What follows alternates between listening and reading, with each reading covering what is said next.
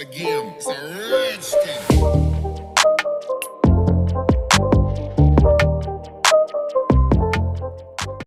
Hello बच्चों, आज हम लोग देखने वाले हैं अपनी कविता पकौड़ी का अभ्यास। इसके पहले वीडियो में हम लोगों ने क्या पढ़ लिया है? हम लोगों ने पकौड़ी कविता को गाना सीख लिया है और पकौड़ी कविता का अर्थ जान लिया है।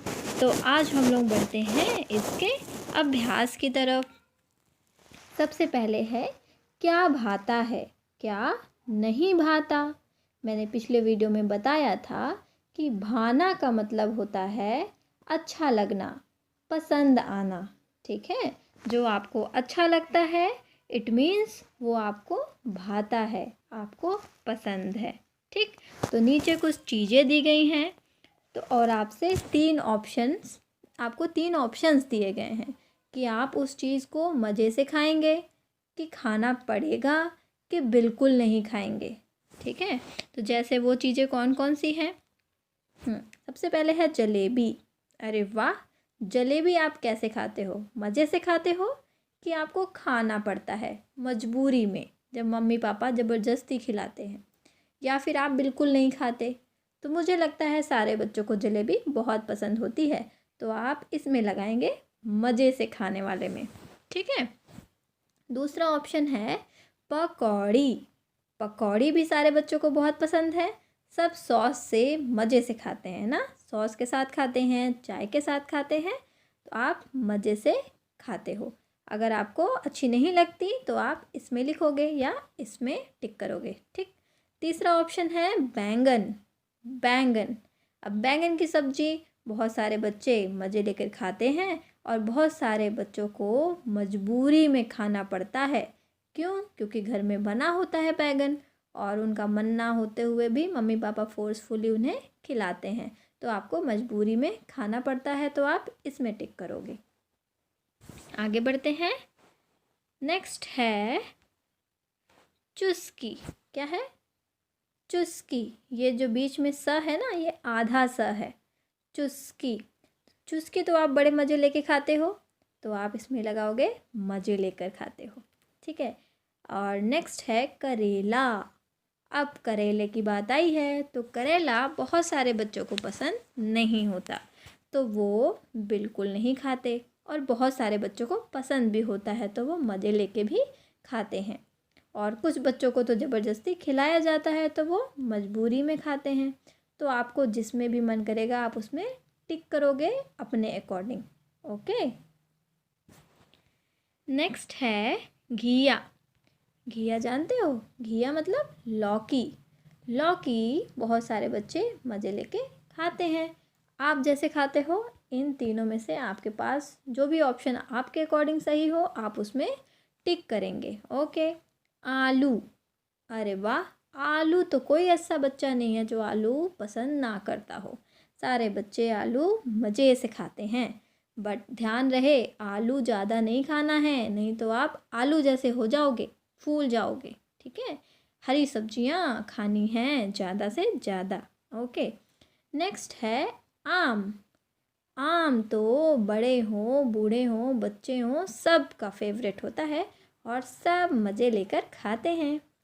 तो ये रही आपकी एक्सरसाइज कंप्लीट हुई, ये पहली एक्सरसाइज कंप्लीट हुई। अब यहाँ पे हमें कुछ चित्र दिख रहे हैं। चित्र में बहुत सारे लोग दिख रहे हैं और नीचे भी कुछ चित्र है। ये दो दृश्य दिख रहे हैं हमें। ठीक है, एक ऊपर वाला दृश्य जिसमें एक बस का पूरा चित्र बना हुआ है, बस के अंदर का दृश्य है। इसमें बहुत सारे लोग बैठे हैं, कौन क्या क्या कर रहा है वो हम लोगों को ऑब्ज़र्व करना है, और आपको भी ऑब्ज़र्व करना है और अपने शब्दों में बताना है, अपने शब्दों में नरेट करना है। आपको जो जो दिख रहा है आपको बस वही अपने शब्दों में बता देना है। जैसे इस दृश्य में मुझे क्या दिख रहा है, ये जो पगड़ी वाले अंकल जी हैं ये क्या कर रहे हैं? ये क्या कर रहे हैं? ये अपनी मूँछों को ताव दे रहे हैं। ये जो लड़का है ये उचक के बाहर की तरफ देखने की कोशिश कर रहा है, और ये जो दादू हैं ये क्या कर रहे हैं? एक मिनट फिर से देखते हैं।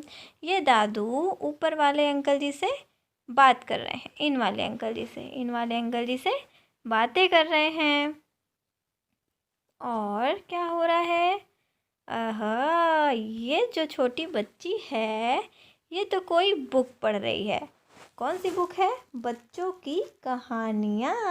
अरे वाह, ये बच्चों की कहानियाँ पढ़ रही है बस में। और यहाँ पे चने मुर्रे रखे हुए हैं बाल्टी में, है ना। ऐसे ही नीचे का दृश्य देखते हैं।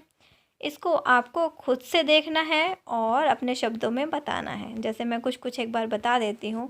जैसे यहाँ पे क्या लिखा है? महिलाएं। बस में ये लिखा होता है, इसका मतलब इस वाली सीट पे सिर्फ महिलाएं ही बैठेंगी, लेडीज़। ओके, सिर्फ लेडीज़ ही बैठेंगी इन दोनों पे। सिर्फ यहाँ पे बॉयज़ नहीं बैठ सकते, ओनली फॉर गर्ल्स। बस में बिना टिकट यात्रा करना दंडनीय अपराध है। बिना टिकट के यात्रा नहीं करनी है। ऐसे ही आपको जो जो दिख रहा है उसे आपको पढ़ना है, देखना है, ऑब्ज़र्व करना है। दादी जी सो रही हैं, बच्चा कुछ देख रहा है, ये सारी चीज़ें आपको अपने शब्दों में बतानी है। तो यहाँ पे प्रश्न है, क्या सुना? अब मुझे कैसे पता चला कि यहाँ पे प्रश्न है? मैं अभी बताती हूँ। क्या सुना? और ये जो निशान है ये बताता है कि ये क्या है? प्रश्न है। ये वाला जो निशान है इसको बोलते हैं प्रश्नवाचक चिन्ह। क्या बोलते हैं? प्रश्नवाचक चिन्ह। ये जहाँ पे भी होता है इसका मतलब कि वहाँ प्रश्न पूछा जा रहा है। तो इसका मतलब यहाँ पे प्रश्न है। और प्रश्न क्या है? क्या सुना? अब देखते हैं कि हमने क्या सुना। पहला प्रश्न है, खाली जगह में आवाज़ें लिखो। ये जो खाली खाली जगह दिख रही हैं ये इसमें आवाज़ें लिखनी है। किसकी आवाज़ें लिखनी है? जिसका चित्र बना है, जो लिखा गया है। तो ये जो चित्र किसका है? भोंपू का। किसका? भोंपू। भोंपू क्या होता है? वो जो पौ पौ आवाज़ करता है ना, गली में आता है आइसक्रीम बेचने वाला या पॉपकॉर्न बेचने वाला, तो वो अपने स्टॉल में क्या लगाया रहता है? भोंपू। वो बजा के आपको बुलाता है कि आ जाओ और आइसक्रीम ले जाओ। ठीक है, और आप उसकी आवाज़ सुन के भाग भाग के जाते हो आइसक्रीम लेने और पॉपकॉर्न लेने। उसकी आवाज़ कैसी होती है वो आपको यहाँ पे लिखना है। उसकी आवाज़ कैसी होती है भोंपू की? पौ पौ पौ पौ पौ। ओके, पौ पौ आवाज़ होती है भोंपू की। और ये क्या है? सीटी। आप चित्र में भी देख सकते हो। तो सीटी की आवाज़ कैसी होती है? P P P P.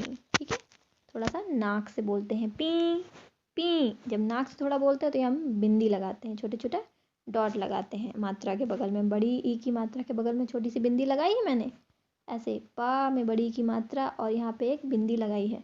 इसी बिंदी को जब नाक से बोलते हैं तो बिंदी लगा देते हैं। ठीक है, आगे बढ़ते हैं। बस।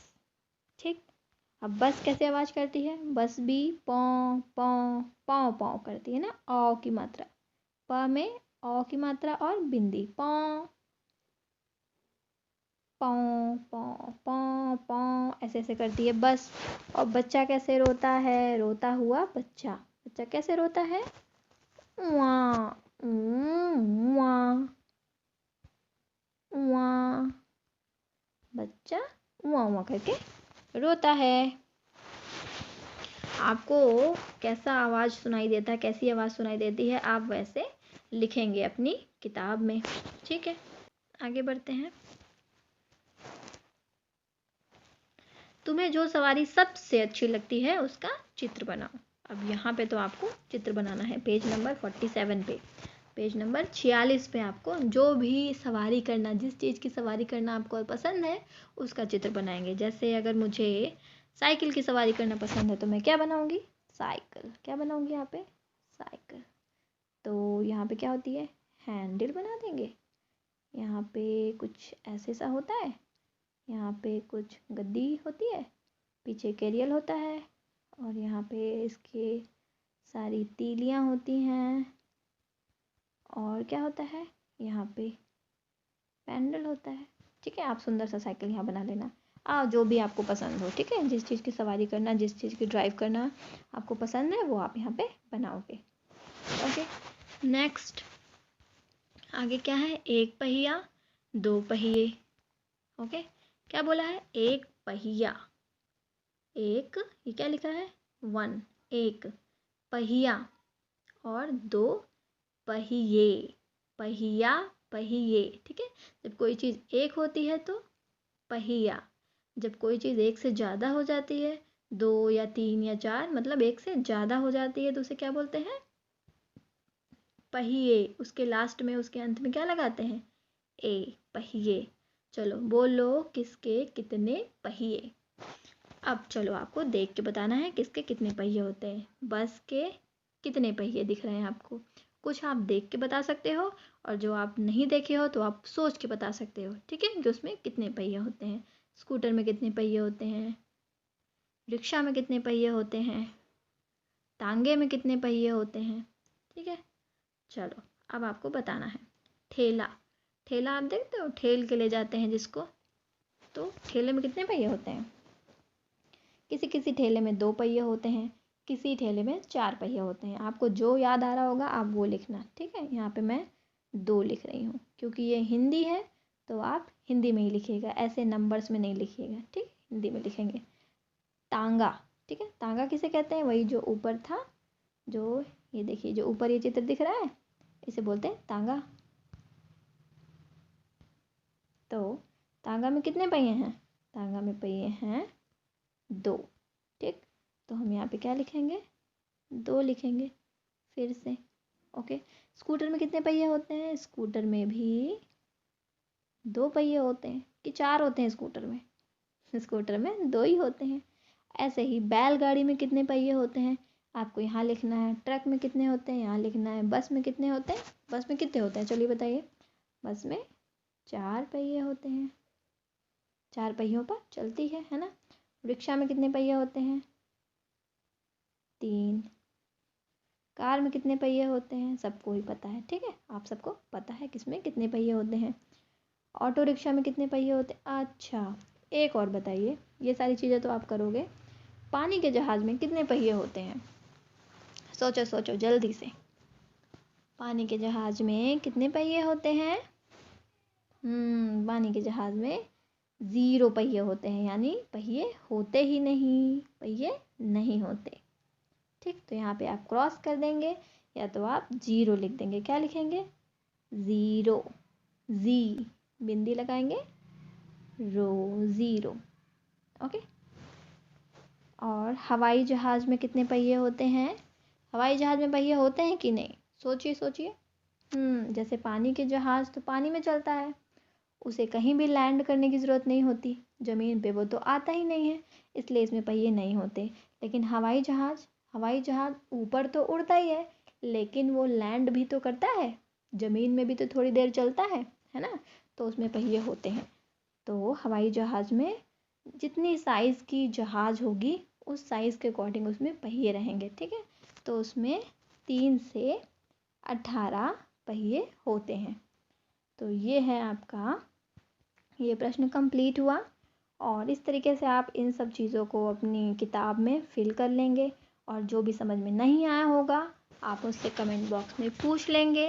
अब आपसे मिलते हैं दूसरे वीडियो में, तब तक के लिए बाय बाय।